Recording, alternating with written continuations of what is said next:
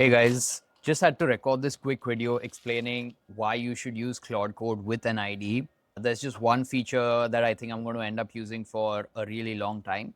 So I found out about this feature because of this course from Matt Pocock. It's Claude Code for Real Engineers, and I highly recommend you take the entire course. But just for this feature, you can connect Claude Code to the IDE you're running in by running this IDE command right here. You can see I'm connected to Visual Code, but it will take you through the setup. Now here's the best part. Okay, so let's say I have this command in the package.json file, which I don't want, this test watch command. So I could just say remove the test watch command from package.json.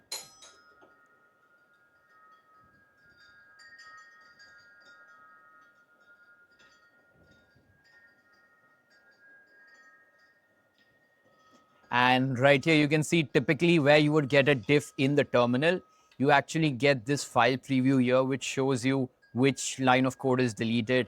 You can go edit this and then you can accept this change, or you can discard it, or you can add on to this change before finalizing it. So I see myself using this feature a lot because there's been times where I read the code and I feel, okay, I might want to tweak it slightly for my preferences, and this really helps. So that was it, guys. Really short video. Peace.